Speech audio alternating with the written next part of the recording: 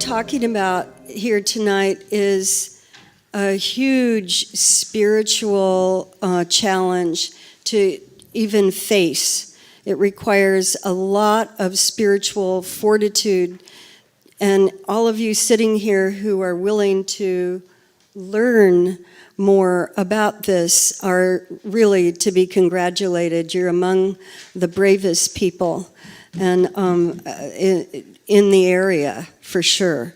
And we really, really, really appreciate all of your efforts. And I hope you can get galvanized to do even more after tonight and hearing all the speakers that are here tonight.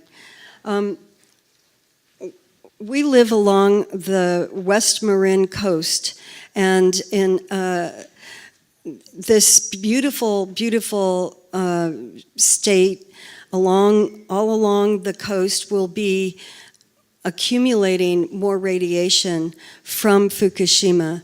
And when I faced that reality, it was like facing an individual death. At first I didn't want to really believe it. I was in denial. Then I was so furious. And then I thought, well, maybe it isn't so bad, bargaining. And then I finally accepted, yes, we're going to have to deal with this. And all the rest of the generations of the human species is going to have to deal with what is going on now at Fukushima. And unfortunately, Fukushima isn't the only site that this could happen at.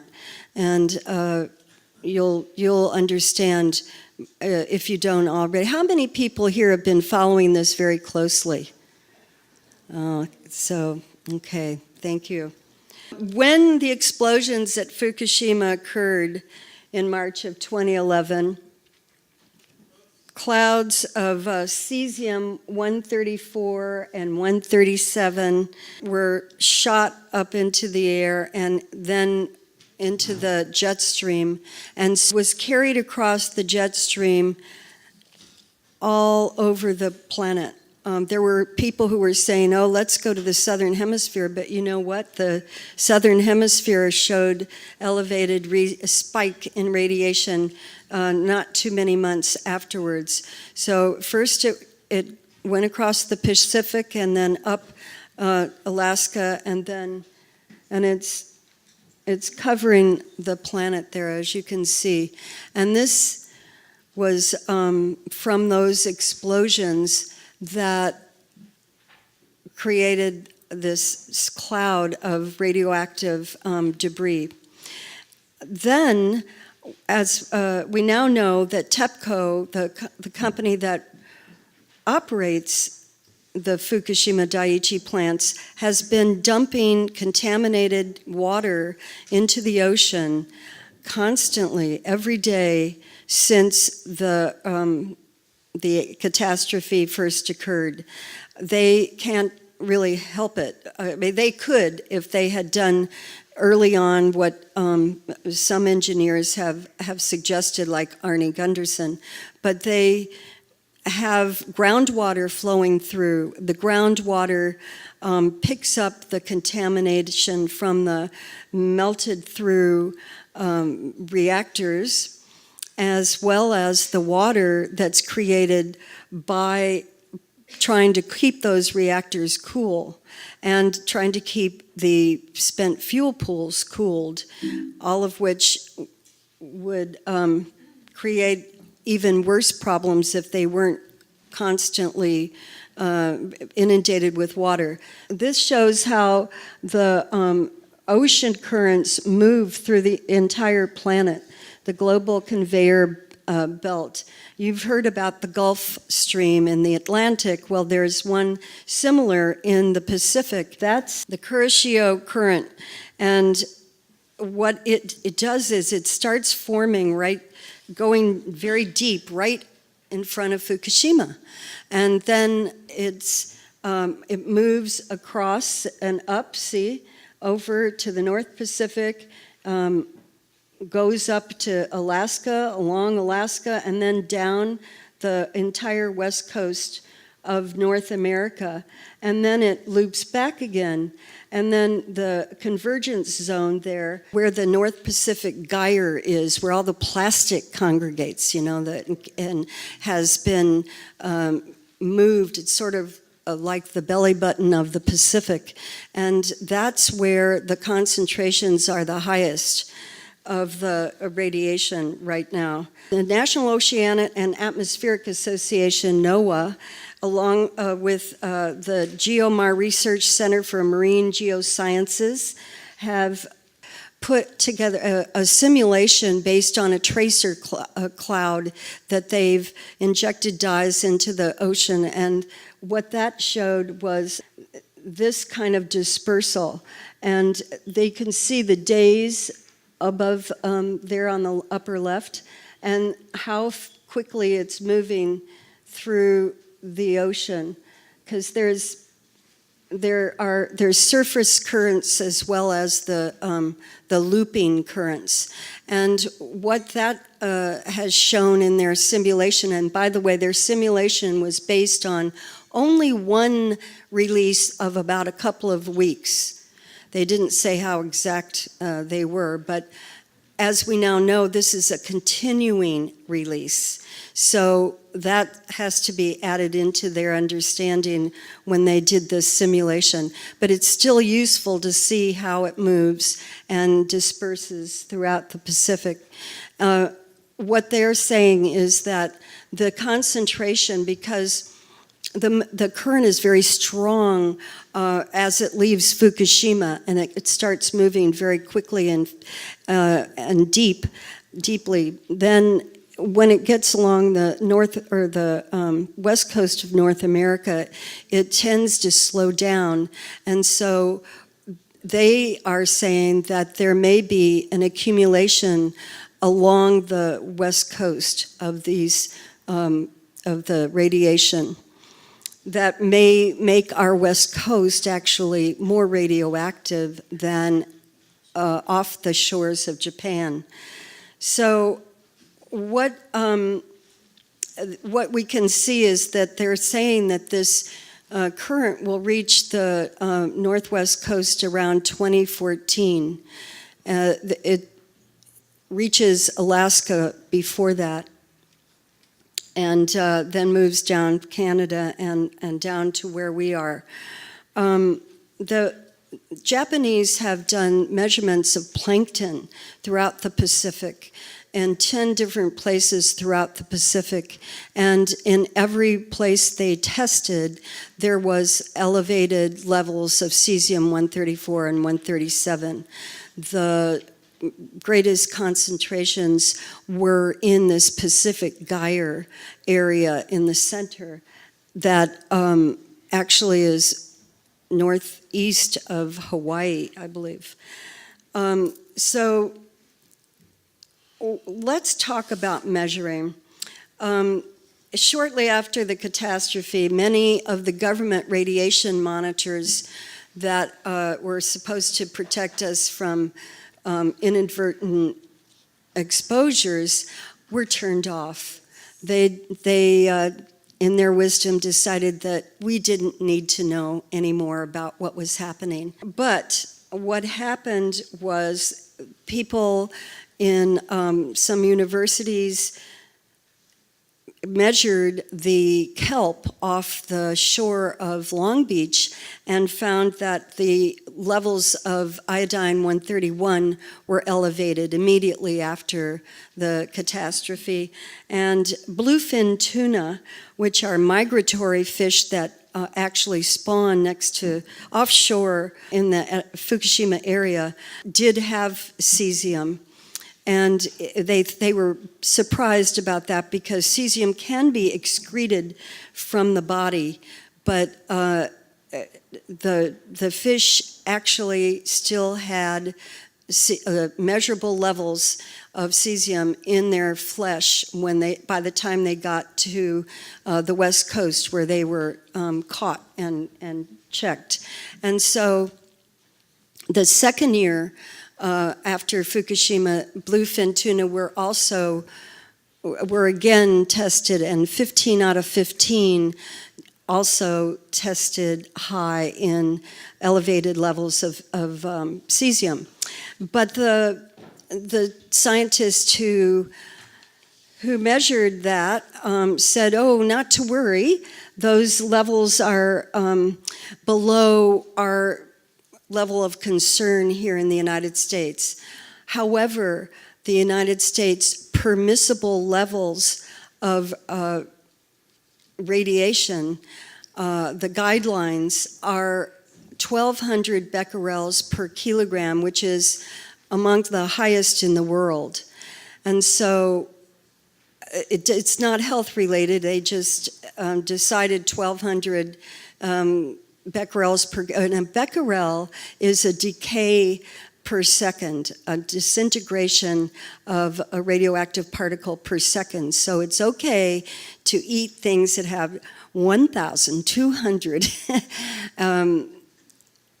becquerels per kilogram in your body. That's what they're saying. When you talk about radioactive contamination, the most severe damage occurs from the radioactive particles getting inhaled or ingested through food and water, and then they lodge in your body. The body recognizes cesium the same as potassium. Just like you've heard about iodine, 131 radioactive iodine is absorbed by our thyroids, which use iodine and must have iodine. Well, the same thing happens with cesium. Cesium is recognized as potassium, so it's taken into the muscle tissue.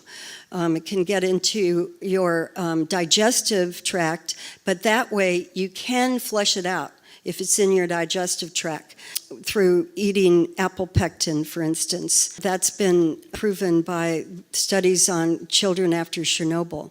Strontium-90 is now, we're seeing has been measured in what's been released as well in the water. And strontium-90 gets absorbed as calcium and goes into the bones and into the teeth. So it would get into fish bones as well and teeth. And then that's harder to, it doesn't get excreted.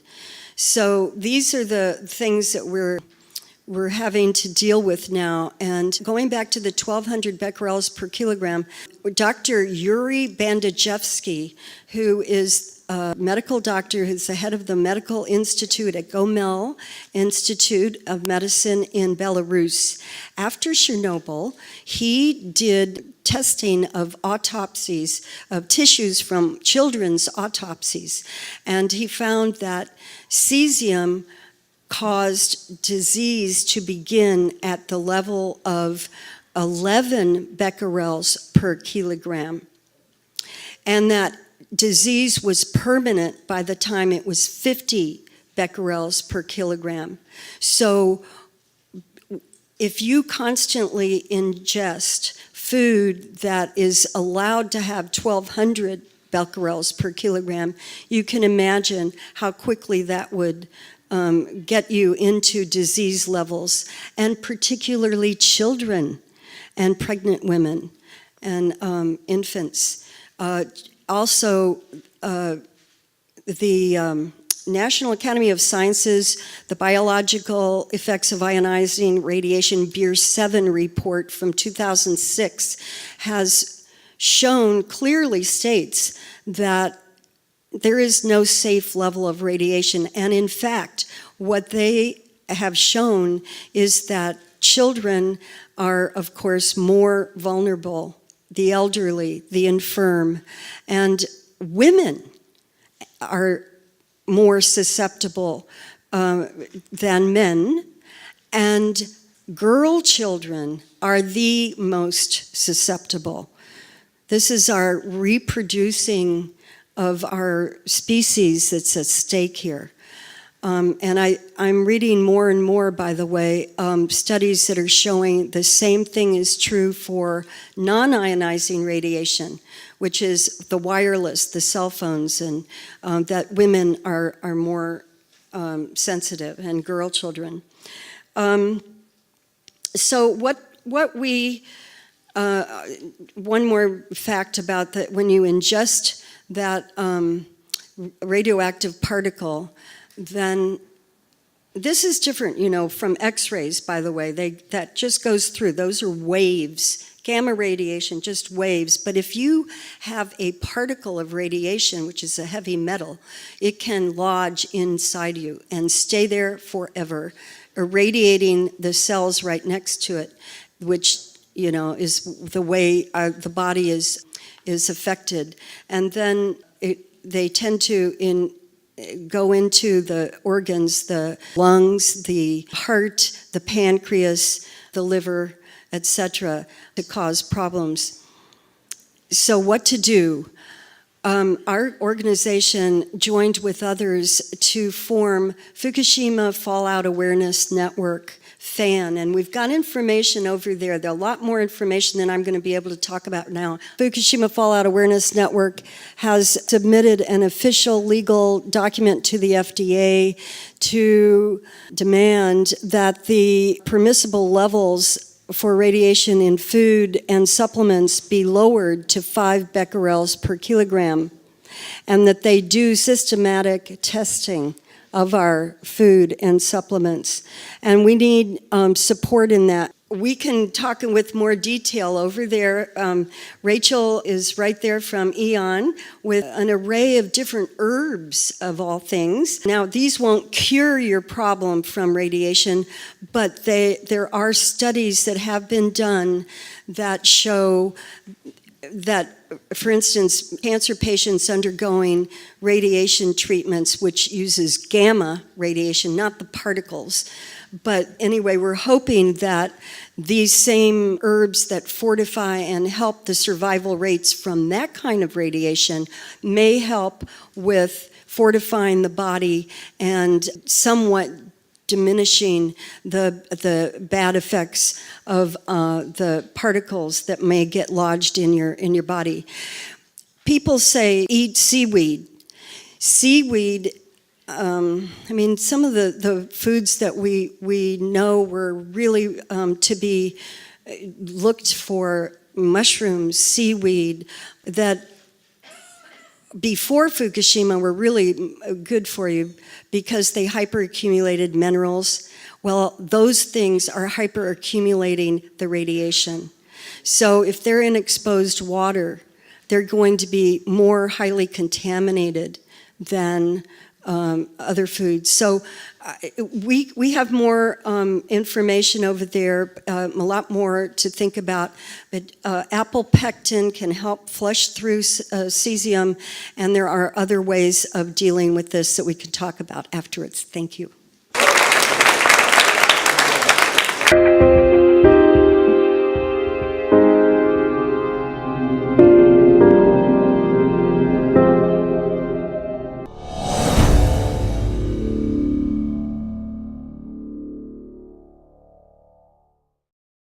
We need to get subscribed and get this unity stronger and beat YouTube at their own game. Okay, that's what this is about. Like I say, go to the remix button, hit the remix button. That way you'll have this video and keep up with this. Otherwise, you know, YouTube's just going to control us, guys, and it's really bad. Yes, we're going to have to deal with this, and all the rest of the generations of the human species is going to have to deal with what is going on now at Fukushima. And unfortunately, Fukushima isn't the only site that this could happen at. And you'll understand if you don't already. How many people here have been following this very closely? Okay, thank you.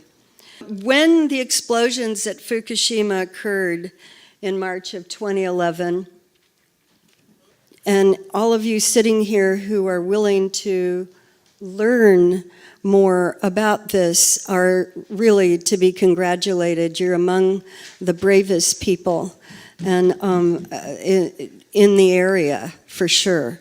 And we really, really, really appreciate all of your efforts. And I hope you can get galvanized to do even more after tonight and hearing all the speakers that are here tonight. We live along the West Marin coast, and in clouds of cesium-134 and 137 were shot up into the air and then into the jet stream, and was carried across the jet stream all over the planet. There were people who were saying, oh, let's go to the southern hemisphere, but you know what? The southern hemisphere showed elevated spike in radiation not too many months afterwards. So first it went across the Pacific and then up Alaska, and it's this beautiful, beautiful state all along the coast will be accumulating more radiation from Fukushima. And when I faced that reality, it was like facing an individual death. At first I didn't want to really believe it. I was in denial. Then I was so furious. And then I thought, well, you know, maybe it isn't so bad, bargaining. And then I finally accepted, yeah.